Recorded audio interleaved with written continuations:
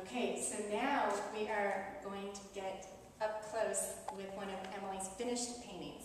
And this one is so grandiose and lovely, and it is almost like you could just kind of keep walking right in, right? So Yeah. You mentioned earlier that you like your paintings to have a sense of place, right? So explain that, what that means, because I think... Well, there's definitely a personal part of that. I mean, this was a road where I used to live, and I would walk, this way all the time, and there was sort of a stand of bamboo that on sort of overcast days would always have this feeling to me that I just loved.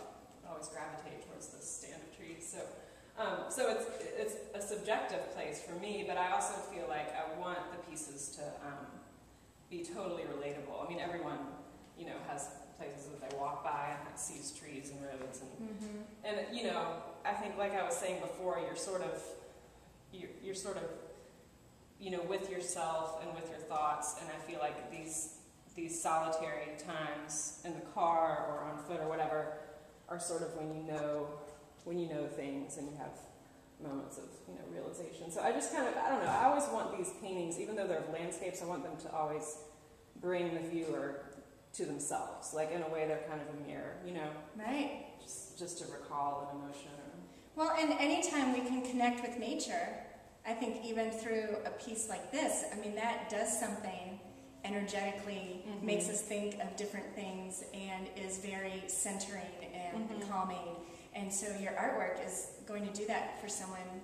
Could be in their penthouse in Manhattan, and bring them that connection to the forest. Because you're right, everybody, as a kid, like would climb trees, or there would be that place that maybe even seemed like a much bigger jungle than it really was when you saw it later, maybe. Well, we all live on the earth, Exactly, so. Exactly. And I love the bamboo. You have bamboo outside, too. Yeah. So that's great. So compared to the painting we just saw, I mean, obviously we can see, it's kind of like there's another layer, but what can you kind of share with us about this last step?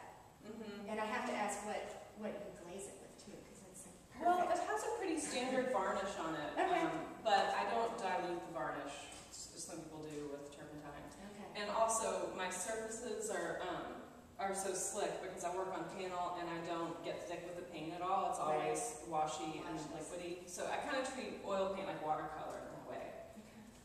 So that's why it has this sort of shiny, slick appearance. But there's so much going on in here, like just this space right here with the drips and the layers. I mean, you could look at this for hours and hours. I mean, just that's the kind of thing that just freaks me out, the colors.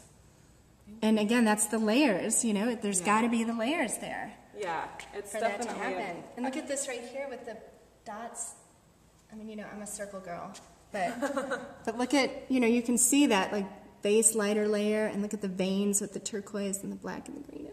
Ooh, gorgeous. I feel like you could paint this image, much more easily than I do. Than I like to do it the hard way, where there's all the layers, and then and then it becomes more complicated and interesting over time when you look at it. So. Sure, it's amazing. Thank you so much for letting us come in and sharing it with us. And you can go to emilyleonard.com to see more of her work, past and current. And if you're lucky enough to be in a gallery that has her work, I was in Nashville and I walked into Blue Spiral, and I was like, oh, Emily! I was so excited. So if you're in Asheville, North Carolina, Blue Spiral 1. Portland, you're in Portland too, so don't you have a... Portland, Maine. Portland, Maine, okay. And in Seattle at Davidson Galleries, and here in Nashville at the Reimer Gallery. Right. So, and Reed Gallery in Idaho. I have to check it out. Okay, thank you.